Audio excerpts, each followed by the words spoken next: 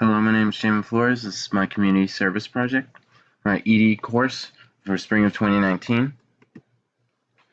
Alright, wait, for my community service project, I became a junior cadet at the Wake New Hope Fire Department, Station 2. My experience. I had a wonderful time training and volunteering at the Wake New Hope Fire Department. It was really like a family. We all joke and mess around, but when we need to be serious, there's no joking around. We really get to business.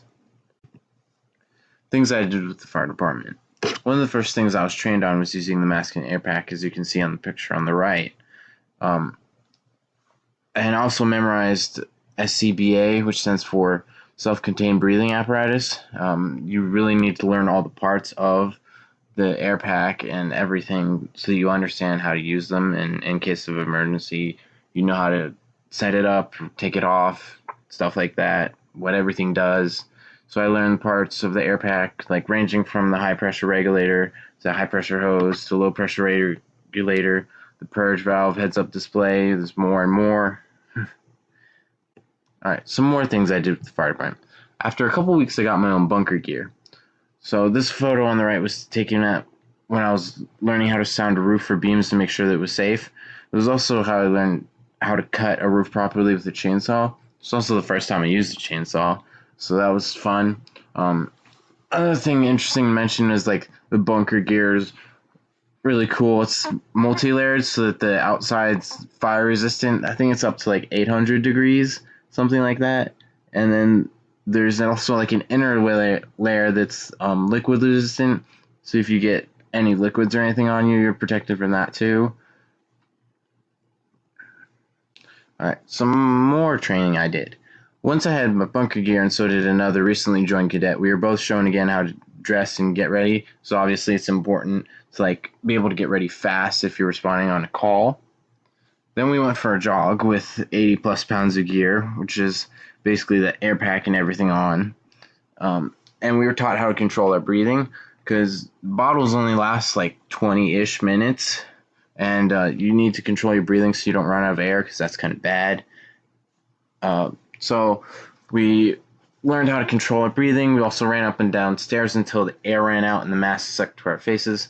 So basically, we did that so that if we ever did run out of air, we wouldn't freak out if it stuck to our faces. And you need to learn how to do that so that you know how to best utilize all your air, because you don't want to take off your mask or anything if you really absolutely don't have to. So you breathe all the air that's in the bottle as much as you can.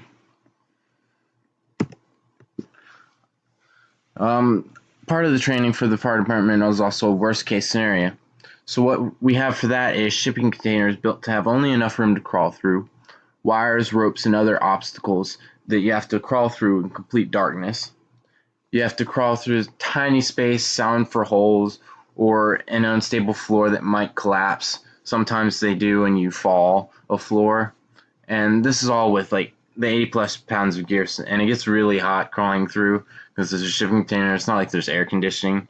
My first time was really difficult. I breathed in hay because I wasn't on air, so hay got in my mask, and that wasn't fun. But the next time I went through the container, it was a lot easier. I did it on air, which was using the mask and the air pack together. So I didn't get as hot as well because there was air like flowing into my mask.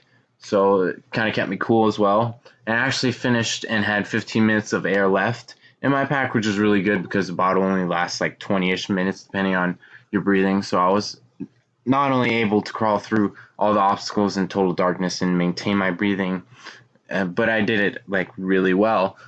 I did hurt my back a little when I fell a story and smacked my back against the wall, but I'm fine. It's just something you have to get used to. Aside from training to help my community, we also held a community event where all were welcome. We served spaghetti and breadsticks and desserts and stuff. I served sauce for the spaghetti and helped clean up after in the kitchen. This was basically just to like open up environment to the community, get to know more people more, and to really introduce and expand the fire department's reach.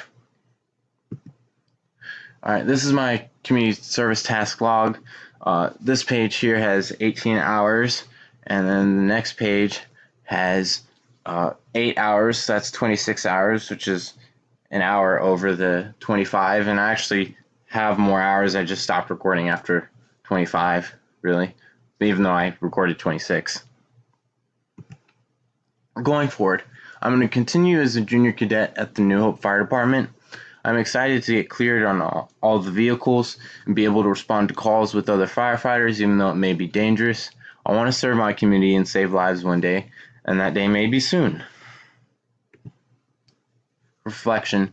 I didn't choose an easy community service project or even a safe one, but it's one I felt passionate about. It may be dangerous, but I felt this was the best way I could help my community and continue to help my community in a way that matters. There's a shortage of firefighters in North Carolina, and what I'm doing may actually save lives and make a real difference. I'm glad that this project led me to the fire department where I found a way to help my community in a way that I'm passionate about.